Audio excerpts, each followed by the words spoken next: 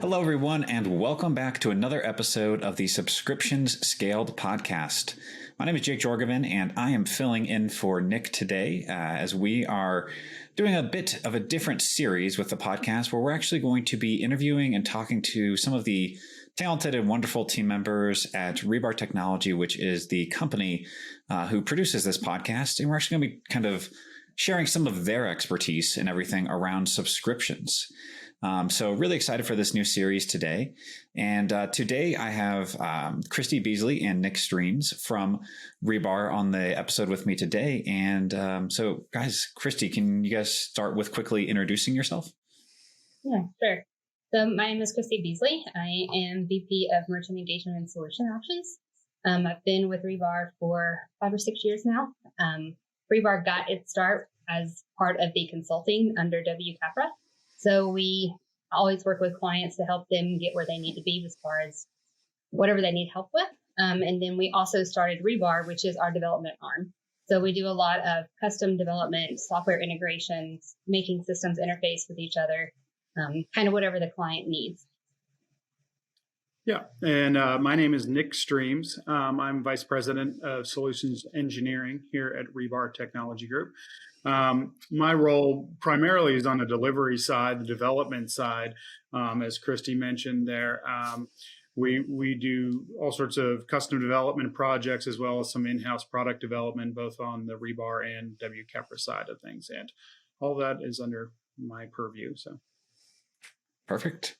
Well, thank you guys again for that quick introduction and everything there. So today, I know we're going to be talking around the topic of the importance of discovery. And so to start off, Nick, could you kind of share with us, what is discovery and how would you define that? Yeah, sure. I appreciate it.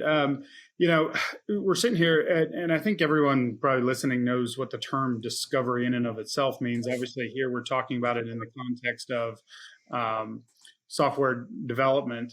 And a discovery or discovery session is a collaborative process where you bring together all the stakeholders of a project in the beginning. It's a foundational meeting where you bring everybody together and you're going to really try to lay out and agree upon what are the goals of this project. You want to, talk through and agree on what is the problem we're here to solve. Why are we doing this? But, it's amazing. You get a bunch of different people within different departments, even within the same company, and say, what is this project? Why are we doing it? You'll get all sorts of different takes on it. And really the point of the discovery session is to give everybody a voice and to let them speak their mind, get their ideas out there, and for the other members of the group to hear that. As part of a discovery session, you're not only going to agree upon that problem, you ultimately want to frame the scope of the project itself and the requirements that generate that scope. You'll want to cover everything, getting down into timelines and budget constraints around that. And then one of the main things is really it's sometimes within software development projects, it's the one and only time where you really bringing together all the stakeholders. So it's important to understand who those stakeholders are, what are their expectations, and as I said, to give everybody a voice. Typically in a discovery session, people are walking in with what they think they want. And throughout the process of the discovery session, it's bringing all those groups together to agree upon what the project needs. So that's great, and thanks for kind of giving that overview. And Christy, I guess from your side, I'd be curious, why is it so important that companies, invest in this and put the time in toward it versus just jumping in and trying to get started? I would say there's several reasons that is important, but one of the main reasons is a lot of times they think they know what they want, like Nick mentioned, and a lot of times at the end of it, their solution is completely different than what they thought it was going to be. So if you jump right into what you think is your solution and building that out and skipping the discovery phase, you're going to end up doing a lot of backtracking, trying to fix some of the things that you made assumptions about. I think it's also very important to identify what your scope is. So nail it down. So agree what you are going to do what you're not going to do, why those things are important, and maybe even have a phase 2 outlined if some of those scope things are important, but you can live without them in the beginning. And I think to gain agreement between all the stakeholders and all of the people, teams, departments that are going to be participating in the project, so everyone has a clear understanding of what their role is going to be on the project and how much time is going to be required of them, what the deadlines are going to be. So I think going through the discovery outlines the key concepts of what you need to do, and then it sets the stage for your project management process to pick up from there. Yeah, to jump in there too, Christy, why is it so important? I think we've all been involved in software projects where you get midway through it or you start looking at we're out of runway, we're out of budget, we're out of, for some reason, something's gone wrong towards the end. A lot of times it dates back to either an underdeveloped discovery session or you skipped it or something along those lines where it wasn't made clear, on the front end why we're doing all this or whatever steps got skipped. So it's really important to do that first foundational discovery session where you pause for a moment and bring it all together. That's great. And so I'm curious then, Nick, from your side, I guess, what kind of projects warrant discovery sessions? When do you need them? When do you not? How does someone decide between that? Well, the easy answer, again, I'm more on the delivery or the fulfillment side of these projects. So usually by the time, we're getting to this, they come to me, it's like we should have had one. Every project, large or small, in my opinion, warrants one. But that doesn't necessarily mean, they all need to be the same. I think a lot of times people think about discovery sessions and they kind of either they cringe a little bit or something. Oh, it's just a lot of time out of my day or what have you, and I don't see the value or whatnot. I really think every project warrants a discovery session. It's just a matter of maybe how involved it is. If it's a smaller project, you have very well defined, well documented flows and requirements and all of that. You may not need as big of one, but it is really, for some of the reasons we talked about already, it's good to get all the stakeholders in a room. It's good to say things out loud.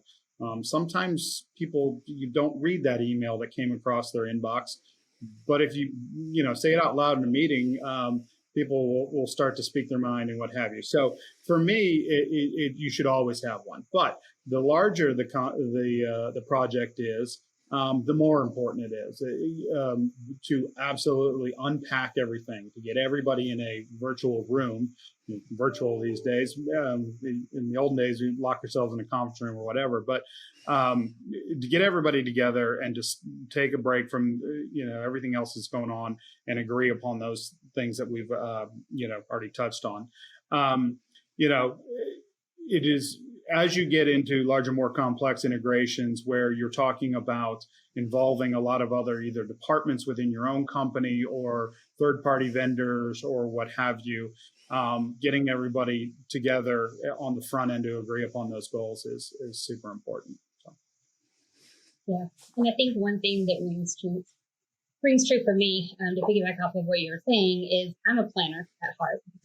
When it comes to a project that we're get ready to do at work, I can't help but plan. And I feel like if you're planning, you're a little bit more prepared and you're a little bit more aligned. I think there's a saying about poor planning up front and what your results can be on the end. And I feel like that rings pretty true for most projects. So you may not go through the effort you would for a large project, but I feel like some level of effort should be put into discovery on any project.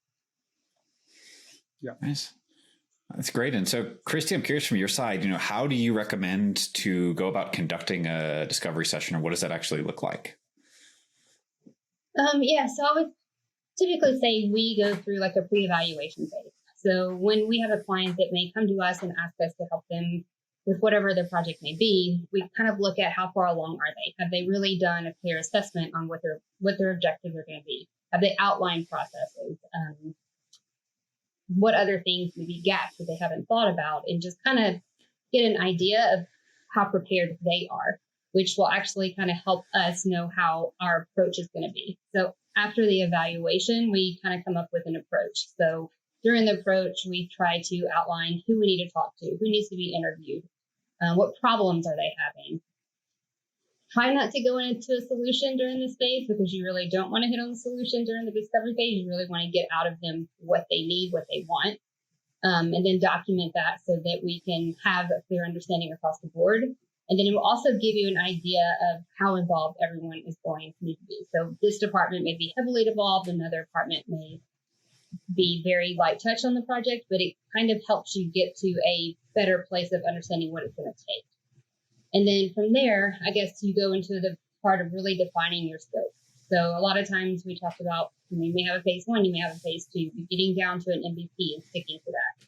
That will help with scope creep and other things that come up in the middle of projects that are inevitable. But when you have those things outlined and you've thought about those things and you have it written and documented and the team is on the same page, it's a lot easier to fight those battles. We also make sure when we're defining scope that we look at any assumptions or dependencies. So if you're integrating 2 systems together and you're making modifications to both of them, can you do those parallel? Do you need to do those separately? Do you need to do one for the other because they have an impact on each other?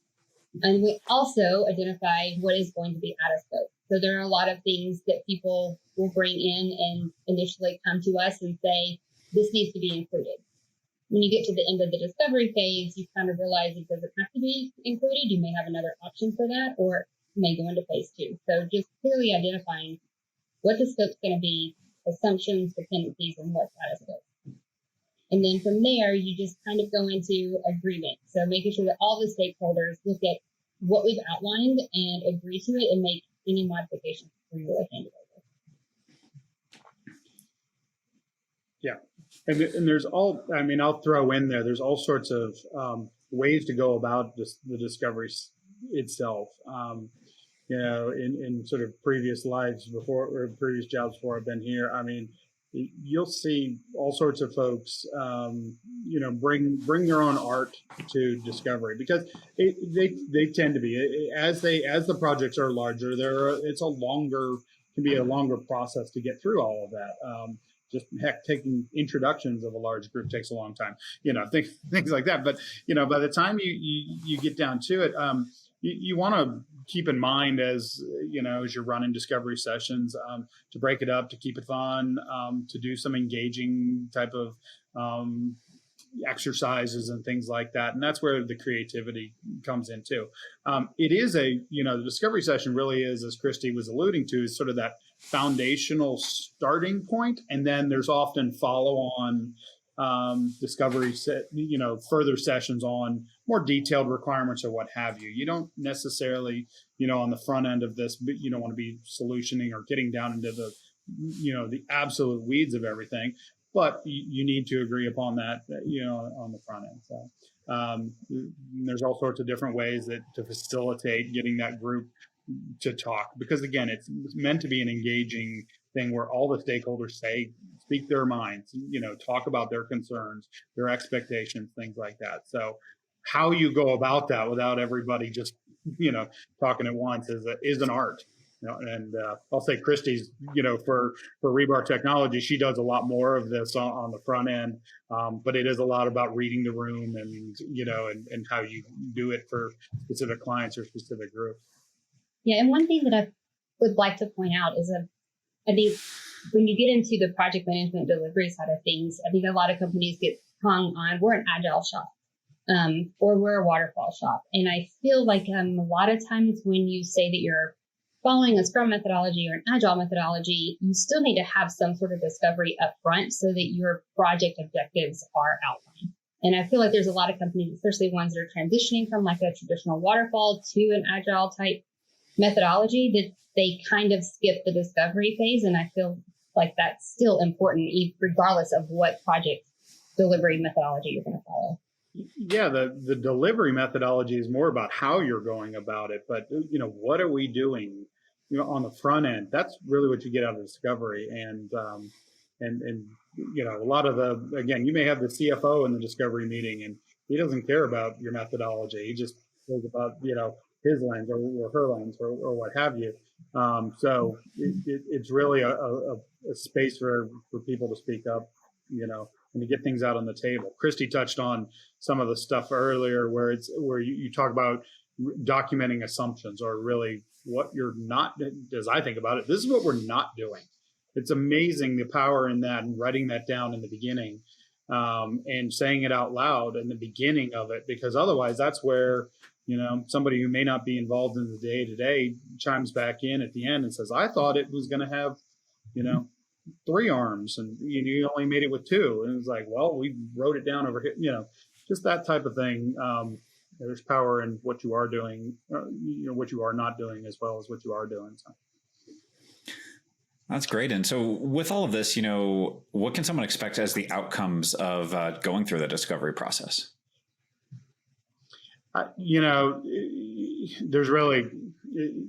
There's really a lot of different components that come out of a good discovery session. Again, some of it has to do with the size of the project, but it is a process. It's a path to walk down to end up in specific artifacts that are going to make your project successful. So, on the front end, where you're being more general, more vague, and then as you walk through this process, you're going to get down into really generating that documentation about your business process flows, your detailed sequence diagrams, really the nuts and bolts of any functional or technical requirements. Christy, what are some other things you have on there? Yeah, I would say that a lot of the things coming out of that kind of set you up, like I said earlier, for delivery of the project and what your project plan is going to look like. It may not be completely detailed out to the level that you need to get started and up and running, but you have a better idea. I think another thing that it helps really put some parameters around is a budget and timeline, right? So if you kind of outline what your scope is going to be, that gives you a better idea of how long is it going to take and what resources are going to be required and how much is it going to cost us. We're going to have to purchase additional software. A lot of those things can come out in the discovery sessions that will help you stick to a budget and timeline, which everybody wants to do on a project. And also, as we talked about earlier, the stakeholders will be aligned. So everybody participating in the project should have a better idea of what the goals are to be accomplished and when they should be accomplished by. I guess it also will help process documentation. So a lot of times, along with doing a software integration or building out a new system, you have different teams and different processes that need to be put in place. So it lets people start pre-planning for changes in processes and transitioning to a different system. That's great. Well, as we're kind of wrapping up here, I guess, what would you guys' advice be as kind of, for companies that are out there, they're diving into a project? If you had something to say to just anybody who's, considering whether they should go into a discovery process or not, what would be your final kind of key thoughts there? Do it. You first, Christy. I mean, I think you should always do it. We talked about this earlier, but I cannot tell you how many times we've worked with clients that just really wanted to just get started and be hands-on. And in my opinion, that's a risky move to take. If you don't have the discovery session, it can really come back to bite you. Whatever budget you may think you have may be blown. Timelines are probably going to be blown. You're not going to have clear understanding across the board for what needs to be accomplished. Yeah. What I would add on there, I think, for everyone is, whatever you put into your discovery process is what you'll get out of it. A lot of times people want to shortchange it. They're busy. I have emails. I have meetings. I have something I have to go do. I don't have time for this. You typically will find, that those projects have some things that were overlooked, omissions, expectations that weren't met, budgets that are blown, and what have you. The more that people sit down and on the front end and really nail it down and challenge themselves and say, if they're hearing something that doesn't sound right to them in the beginning, work it out in the beginning. That saves all sorts of headaches on the back end and rework and, gaps and things like that. Yeah. And I guess I would also say you don't know what you don't know. So participating in a discovery session allows collaboration across different teams, and you may find out a critical piece of information that you didn't know had an impact on the project. So I always encourage all the stakeholders, if you have a process now, bring at least one person from that process or that team to talk about their part and get it out there on the table. Perfect. Well, Christy and Nick, I appreciate you both taking the time to come on here today. This was super valuable, and I hope, for all the companies that are out there looking at kicking off a software project, however that would be, I hope this is helpful for you to understand the value of discovery. So thank you guys both for taking the time to come on here today.